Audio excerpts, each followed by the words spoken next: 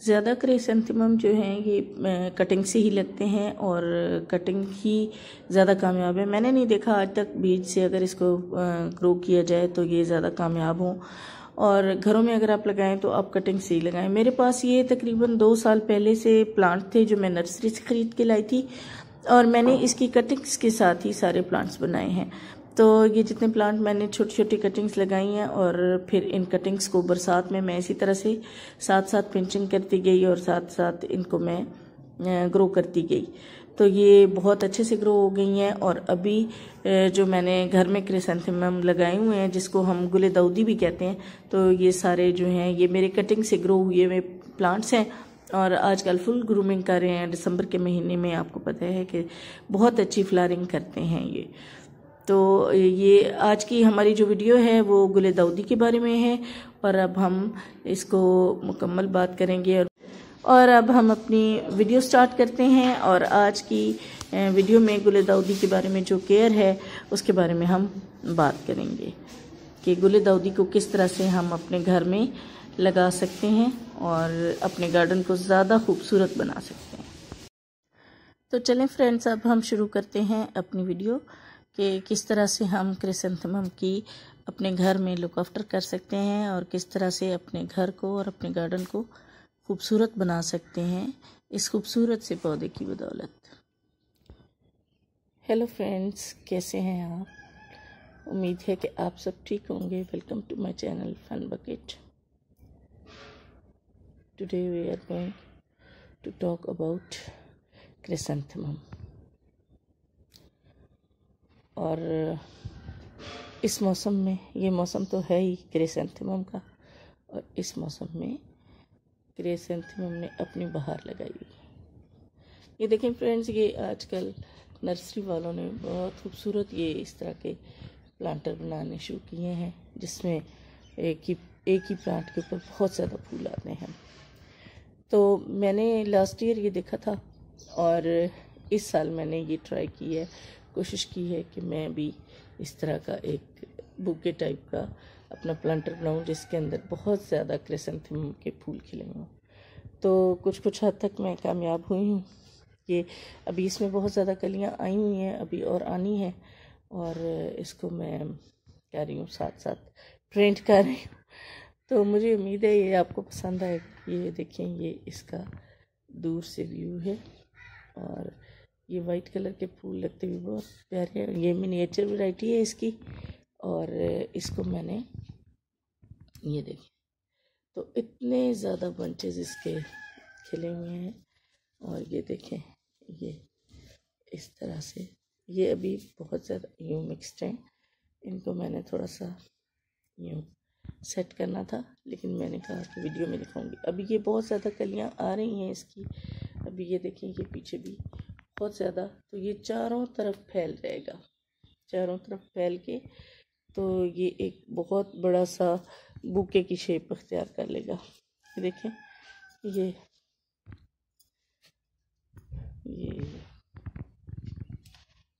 तो अभी नीचे भी बहुत ज़्यादा कलियां हैं इसकी, और ये ऊपर भी, और ये तकरीबन 1 महीने तक खिले रहते हैं।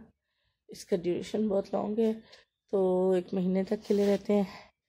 और इस तरह का मैंने एक और भी बनाया है, 2 बनाए हैं, उस पर भी कलियां तो बहुत आ गई हैं, लेकिन अभी तक फूल नहीं खिले। और लिक्विड डाइट मैं इनको दे रही हूँ। ये देखें, ये साथ ही रखा हुआ है, लेकिन ये अभी इतना ब्लूम नहीं कर रहा। कलियां देखें, इस पर बेतहाशा कलियां आई हुई हैं, लेकिन ये अभी तक ब्लूम नहीं कर रहा।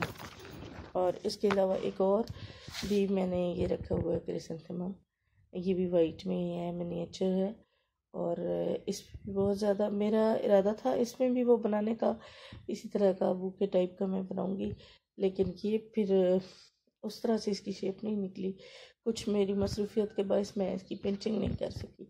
अगर मैं टाइम टू टाइम इसकी पिंचिंग करती रहती जैसे मैं इसकी करती रही हूँ, तो यकीनन ये भी अभी तक बहुत फैल चुका होता। पिंचिंग बहुत ज़रूरी होती है फ्रेंड्स। जिस भी प्लांट को आप बढ़ाना चाहते हैं, ज़्यादा घना करना चाहते हैं, उसकी पिंचिंग बहुत ज़रूरी है। लेकिन पिछले दिनों में मेरी आवाज़ से भी महसूस हो रहा होगा आपको कि मेरी गला ख़राब है और टेम्परेचर रहा है मुझे, तो काफ़ी उसकी वजह से मैं अपने प्लांट्स को टाइम नहीं दे सकी, तो इनकी भी पिंचिंग नहीं कर सकी मैं। तो ये इसी तरह से ही फूल आने शुरू हो गए। फिर मैंने इसको इसके हाल पे ही छोड़ दिया। मैंने कहा ठीक है। और ये देखें, ये बहुत ही एक खूबसूरत तासर दे रहे हैं ये मेरे क्रिसैंथेमम। क्रिसैंथेमम को बीज से उगाना बहुत मुश्किल है, बहुत मुश्किल है। तो 2 साल पहले मैं नर्सरी से ये प्लांट लेके आई थी, तो मैंने इनकी कटिंग्स लगा लगा के इनको बढ़ाया है। और अभी मेरे पास जितने भी क्रिसैंथेमम हैं, जितने भी कलर्स कुदरत ने इनको हसीन रंग दिए हैं, वो सारे हसीन रंग जो है वो मैंने कटिंग से लगाए हैं। और कटिंग तो फ्रेंड्स, आप सारे रंग तो नहीं ला सकते अपने घर में, क्योंकि 100 से ऊपर ज़्यादा इसकी वैरायटीज़ हैं और कलर्स हैं, मिनिएचर में भी हैं और बड़े फूल वाले भी हैं। और इसमें पहली बार जब ब्लूमिंग होती है तो बहुत ज़्यादा और लंबे अरसे तक 25-30 दिन तक लगातार फूल खिले रहते हैं।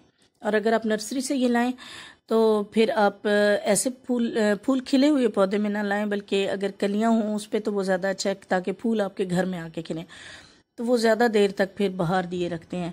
और अगर आप फूल खिले हुए लेके आएंगे तो फिर वो जल्दी स्पेंट हो जाएंगे और आपको उस तरह से मज़ा नहीं देंगे जिस तरह से आप इसका मज़ा उठाना चाहते हैं। और इसके अलावा एक और बात भी है, वो ये कि इसके जो पहली बार के फूल हैं, आप उसको जब काटेंगे वो ख़त्म हो जाएंगे, तो फिर उसके बाद दोबारा इसको लिक्विड फर्टिलाइज़र देंगे और वो दोबारा से फिर नए फूल खिलेंगे। लेकिन दूसरी बार के फूल जो हैं वो इतने ज़्यादा नहीं होते जितने पहली बार के होते हैं। लिहाजा इसको आपने छोटी छोटी कलियां हों जो कि फिर आपके घर में आकर खिलें, तो ज़्यादा आपके घर में फूल खिलेंगे। तो नर्सरी वाले तो बीजों से उगा लेते हैं, क्योंकि वो ठंडे इलाकों से प्लांट्स लेके आते हैं, लेकिन घरों में हम कटिंग के थ्रू ही लगाते हैं इनको। देखिए, ये भी इसी तरह से अभी बहुत फैल रहा है, लेकिन इसको ना मैं थोड़ा सा इधर अपने घर में मैंने काम लगाया हुआ था, तो बस वो मज़दूरों ने गमले उठा के रखे हैं, तो इसका पौधा बहुत बड़ा था लेकिन वो टूट गया। लेकिन मैंने उसे ज़ाया नहीं किया, मैंने फिर उसकी कटिंग्स दोबारा इसमें लगा दी और वो कटिंग्स ये देखें, ये दोबारा चल गई हैं। तो ये सारी कटिंग्स मैंने उस टूटे हुए गमले की यहाँ पर लगाई हैं, और ये देखें कि ये फिर से चल गया अल्हम्दुलिल्लाह। और अब इसके ऊपर फ्लावरिंग भी शुरू हो गई है। ये देखें, ये इसके ऊपर बेहतरीन फ्लावर शुरू हो गए हैं। तो फिर मेरे दिल को तसल्ली हुई है कि चलें, मेरे बहुत ही खूबसूरत ये। अब बात करें इसकी पॉटिंग मिक्स की, तो ये देखें आजकल इसका स्टाइल का रवाज है। तो ये बरसात के मौसम में ही आप बरसात आने से पहले इसको कर दें। इसमें 50% मैंने गार्डन सॉइल और 50% मैंने इसमें कंपोस्ट मिलाई है। जी फ्रेंड्स, एक हिस्सा मिट्टी, एक हिस्सा रेत और तकरीबन 1.5 हिस्सा खाद और सुपर फास्फेट अगर आपके पास है तो वो भी 1 चम्मच आप इसमें मिला दें। और अगर वो नहीं है तो फिर कोई बात नहीं, DAP मिला दें, DAP का आधा चम्मच डाल दें एक्सक्यूज मी। तो इससे इसका जो रूट सिस्टम होगा वो जल्दी डेवलप हो जाएगा। और जो आपने इसमें गोबर खाद मिलाई हुई है उससे भी इसमें नाइट्रोजन होती है, चूँकि गोबर खाद में तो नाइट्रोजन की वजह से फिर ये जो इसके पत्ते होते हैं वो भी ज़्यादा जल्दी बढ़ते हैं और पौधा जो बड़ा हो जाता है।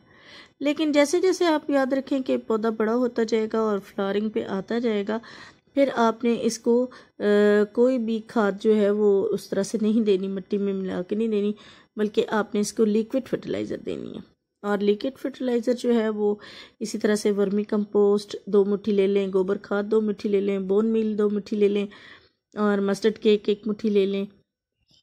और ये वाली खाद जो है ना, ये आप इसको दें और DAP के बीज डाल दें और इसको धूप में रखें। फिर जितना गर्म पानी में ये मेल्ट होगी तो 3 दिन रखें इसको। और उसके बाद फिर आप इसमें अगर 1 लीटर पानी में आपने बनाई है तो इसमें सादा पानी 10 लीटर मिला के तो सारे पौधों को। मेरे पास वैरायटी है ये पिंक, तो ये भी जो है ना बहुत ज़्यादा, और वाइट और पिंक को मिक्स करके मैंने इसमें लगाया है इस एक ही प्लांटर में, ताकि ये जो है ना दूर से बहुत प्यारे लगें। और वाकई ही दूर से बड़े प्यारे लगते हैं पिंक और वाइट।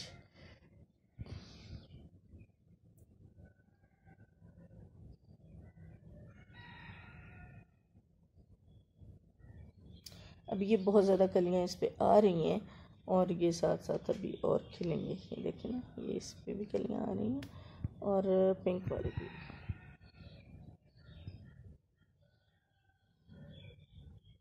ये तो ये हमारे गार्डन की सबसे खूबसूरत इन दिनों में, नवंबर और दिसंबर में, ये दो प्लांट्स जो हैं, एक मैरीगोल्ड और दूसरा क्रिसैंथेमम। ये दो जो है ना, ये हमारी गार्डन की बहुत ज़्यादा शान बढ़ाते हैं और बहुत ज़्यादा इन पर फ्लावर्स आते हैं और बहुत ही ये खूबसूरत लगते हैं इस मौसम में।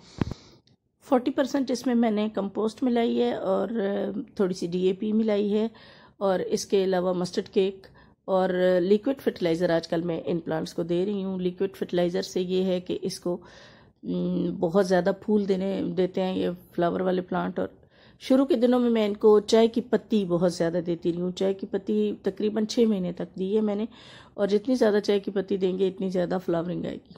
तो आजकल मैं इनको लिक्विड फर्टिलाइज़र दे रही हूँ और लिक्विड फर्टिलाइज़र से ये देखें कि मेरे इतने ज़्यादा फूल आ गए हैं। और मुझे उम्मीद है कि आपको मेरी ये वीडियो पसंद आई होगी और ये जितने क्रिसैंथेमम के फूल मेरे गार्डन की शान बढ़ा रहे हैं। ये देखेंगे, इसमें मल्टी शेडेड प्लांट्स हैं और मल्टी शेडेड प्लांट्स एक प्लांटर में भी बहुत अच्छे लगते हैं और सिंगल एक प्लांटर में भी। तो फ्रेंड्स, आपने ये सबसे ज़्यादा ख्याल रखना है कि आपका प्लांट जब छोटा है तो आप उसको बेशक जितनी फर्टिलाइज़र दे सकते हैं उसको देते रहें, लेकिन जब आपका फ्लावर जो है, ये आपका प्लांट फ्लावरिंग पे आ जाए तो उस वक्त फिर आपने इसको सिर्फ लिक्विड फर्टिलाइज़र ही देनी है। उस वक्त आपने दूसरी फर्टिलाइज़र नहीं देनी।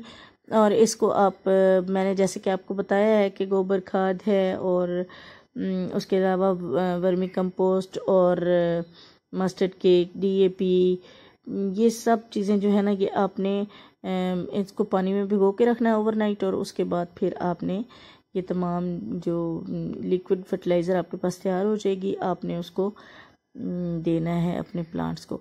और हर 8 दिन के बाद दें।